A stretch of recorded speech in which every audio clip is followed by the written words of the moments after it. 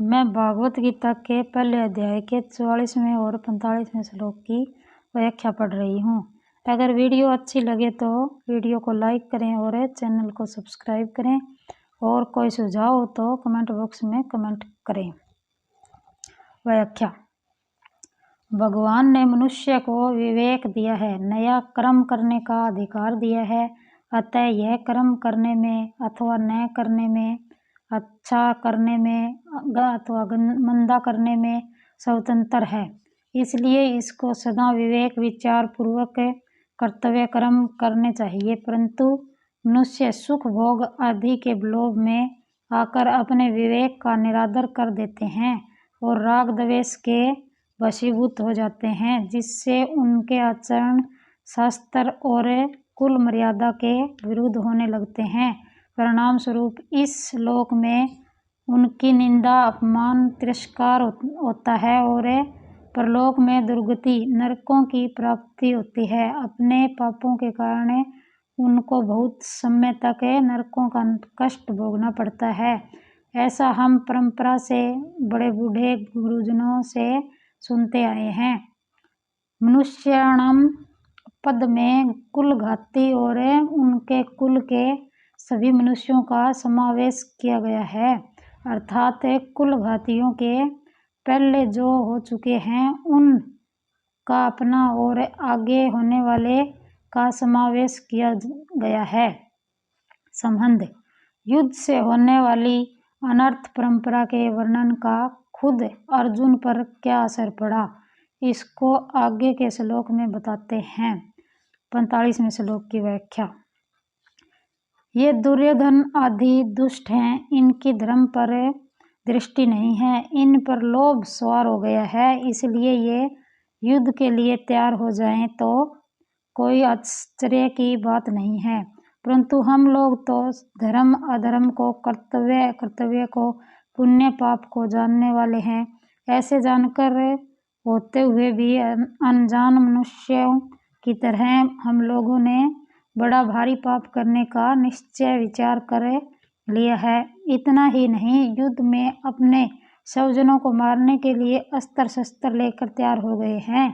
यह हम लोगों के लिए बड़े भारी आश्चर्य की और खेद की बात है, अर्थात सर्वथा अनुचित बात है। हमारी जो जानकारी है, हमने जो शास्त्रों में सुना है, गुरुजनों से शिक्षा पाई है, अपने जीवन को सुधारने का विचार किया है, उन सब का अनादर करके आज हमने युद्ध रूपी पाप करने के लिए विचार कर लिया है। यह बड़ा भारी पाप है। इस श्लोक में अहो और बत्ते ये दो पद आए हैं। इनमें से अहो पद आश्चर्य का वाचक है। आश्चर्य यही है कि युद्ध से होने वाली अनर्थ परंपराओं को जानते हुए भी हम लोगों ने युद्ध रूपी बड़ा भारी पाप करने का पक्का निश्चय कर लिया है। दूसरा बत्ते पद खेद का, दुख का वाचक है। दुख यही है कि थोड़े दिन रहने वाले राज्य और सुख के लोभ में आकर हम अपने कुटुंबियों को मारने के लिए तैयार हो गए हैं।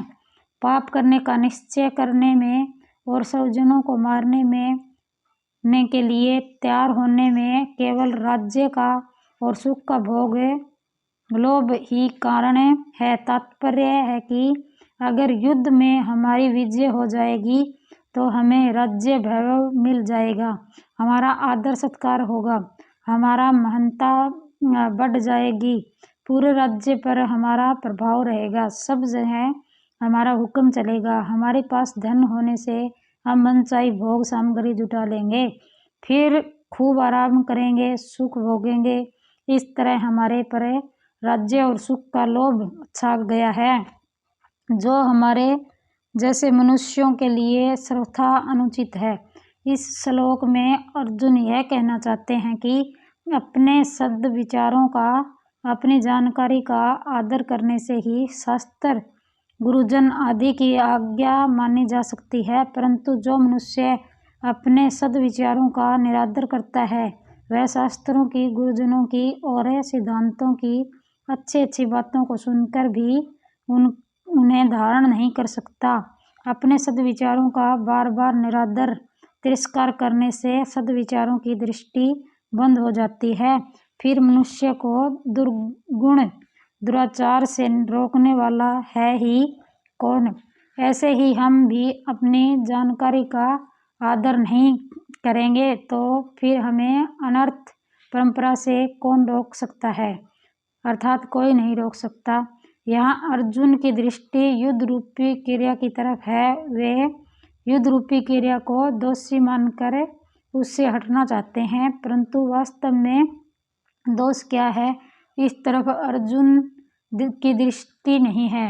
युद्ध में कौटुंबिक मोह, स्वार्थ भाव, कामना ही दोष है, पर इधर दृष्टि न जानने के कारण अर्जुन यहाँ आश्चर्य और खेद प्रकट कर रहे हैं, जो कि वास्तव में किसी भी विचारशील धर्मात्मा शूरवीर क्षत्रिय के लिए उचित नहीं है।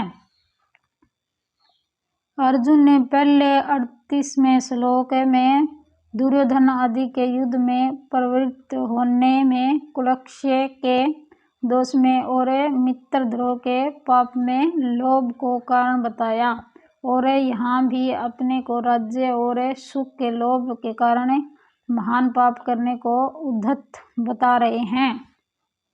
इससे सिद्ध होता है कि अर्जुन पाप के होने में लोभ हो हेतु मानते हैं। फिर भी आगे 3 अध्याय के 36वें श्लोक में अर्जुन ने मनुष्य न चाहता हुआ भी पाप का आचरण क्यों कर बैठता है, ऐसा प्रश्न क्यों किया। इसका समाधान है कि यहाँ तो कौटुंबिक मोह के कारण अर्जुन युद्ध से निवृत्त होने को धर्म और युद्ध में प्रवृत्त होने को अधर्म मान रहे हैं, अर्थात उनकी शरीर आदि को लेकर केवल लौकिक दृष्टि है, इसलिए वे युद्ध में स्वजनों को मारने में लोभ को हेतु मान रहे हैं। परंतु आगे गीता का उपदेश सुनते सुनते उनमें अपने श्रेय कल्याण की इच्छा जागृत हो गई, इसलिए वे कर्तव्य को छोड़कर न करने योग्य काम में प्रवृत्त होने में कौन कारण है, ऐसा पूछते हैं। अर्थात वहाँ अर्जुन कर्तव्य की दृष्टि से साधन की दृष्टि से पूछते हैं। संबंध आश्चर्य और खेद में निमग्न हुए अर्जुन आगे के श्लोक में अपनी दलीलों का अंतिम निर्णय बताते हैं।